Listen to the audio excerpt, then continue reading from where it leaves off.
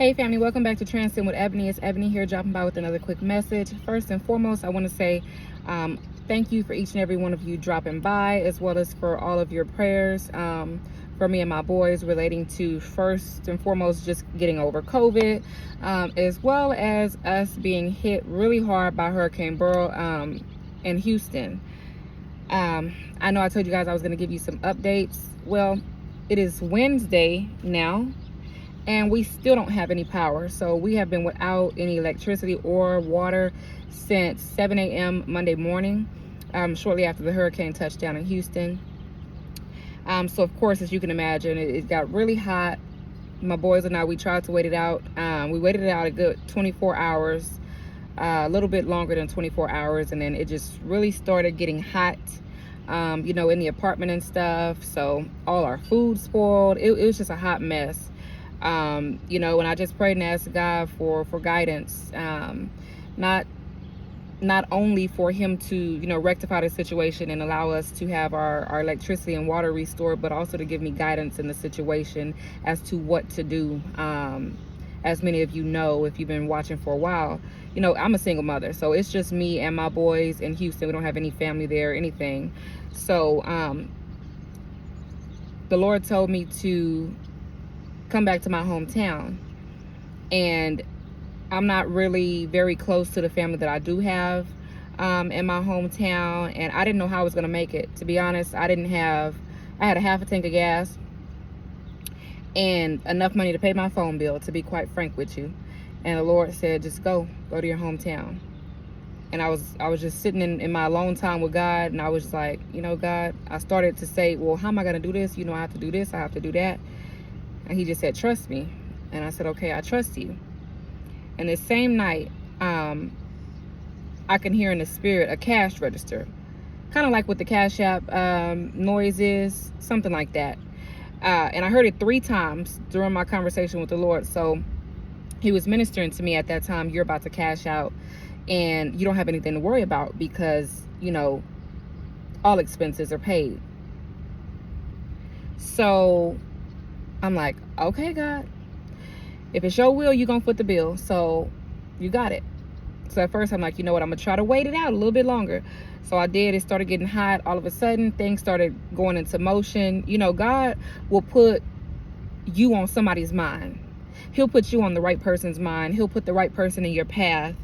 God never ceases to amaze me in the ways that he moves.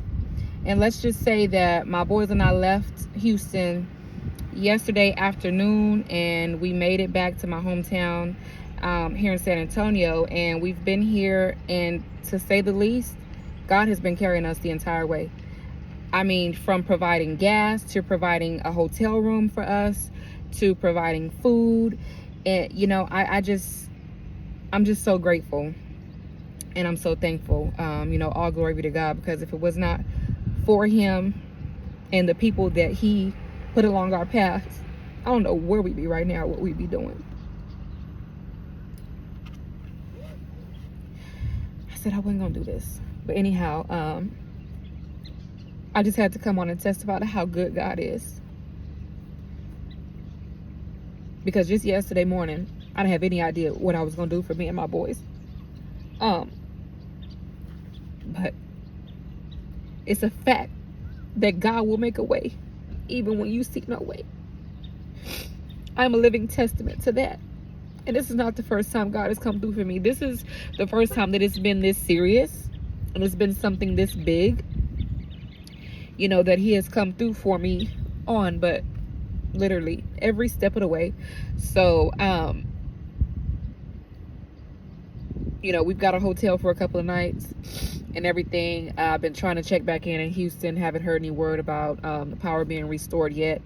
Can't get a hold of anyone there.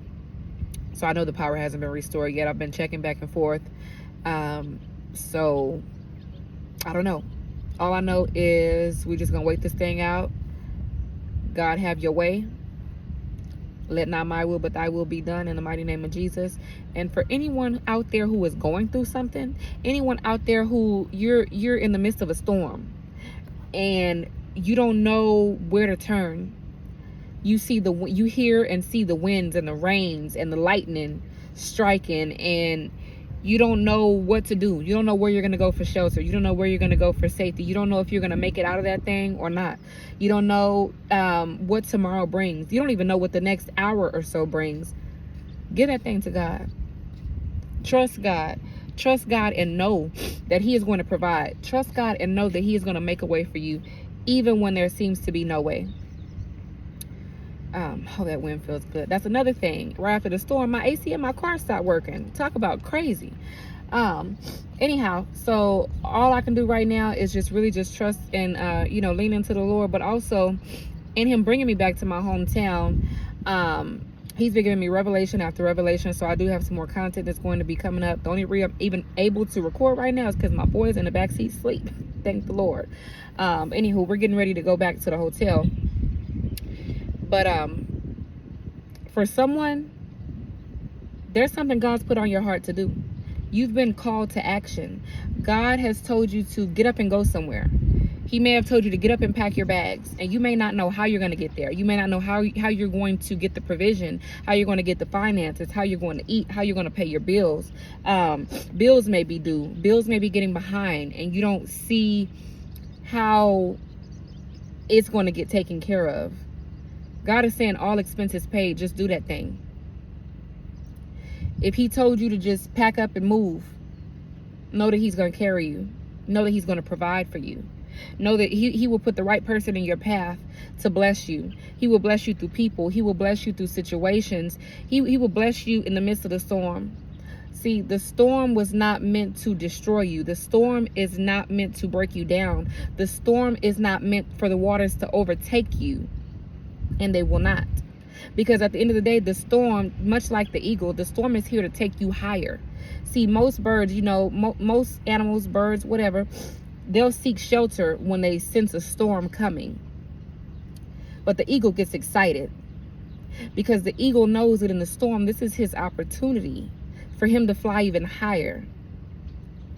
You are an eagle. And this storm that you are in, whether it be physical or spiritual, so to speak, it's about to take you higher. You're being elevated.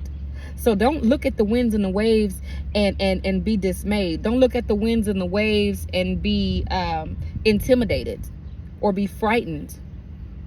Because first of all, fear is not of the Lord. And fear and faith cannot coexist. So at the end of the day, the acronym for fear is false evidence appearing real. So the enemy loves to try and get your eyes focused on the winds and the waves. He wants you to focus on the storm. Because if you focus on the storm, then you're not focused on God. If you're focusing on the storm, doubting and wondering if this is going to happen and how this is going to happen, and you're so caught up, with that, then in those very moments that you're thinking those things, you're lacking faith. In those very moments, you're not thinking about God. In those very moments, you're thinking about that storm. You got your eyes on that storm. God is calling your attention back to him. If he's telling you to do something, do it. It don't matter what it is. Because see, in my carnal mind, I was thinking before I got up, I'm like, Lord, you telling me to get up and go, but like, what if I get down here and all I have is enough gas to get there, and I don't have anywhere to sleep, we don't have anywhere to go, I have my boys to worry about, Lord. And then I had to step back, into my authority and be like, you know what, I know who my father is. I know whose child I am. I know whose daughter I am. And I know that if God is telling me to go, I know he's going to pave the way. I know that God has a way, even though I don't see one at this time. And I know it's time to walk by faith and not by sight. You have to take action. You have to move now. So the way that I see it now, in my physical sense, I have no idea how we're going to make it through the remainder of the time that we're without power or electricity. I don't know where we're going to lay our heads for the remainder of this time. I don't know where the food is going to come from, the gas is going to come from. All I know is God's going to make a way. So let that be encouragement to someone out there. I know that this word is for someone. I know that someone is going through something, maybe not the same exact situation, but someone God's put on your heart to do something. And you may be a little concerned. Ooh, Lord. Y'all got to excuse that. I just noticed my baby did get juice on me earlier. Anyhow, ain't nobody worried. That's the least of my worries at the moment. But yeah, so just know that God's going to provide. God is going to provide. and he's got a way, even though you can't see a way. For you to actually literally physically feel helpless, like you don't know a way, like you don't know where it's coming from, take that as a sign to actually rejoice and celebrate. Because when you don't know that God does. That's all you need to know. If you know that God knows how he's going to make it happen, that's all you need to know. Trust and believe him, and know that it's all going to work. It's all working together for your good. So I just pray that this quick message blesses someone and encourages someone. I love you all. God loves you all. God bless you all. Talk to you soon.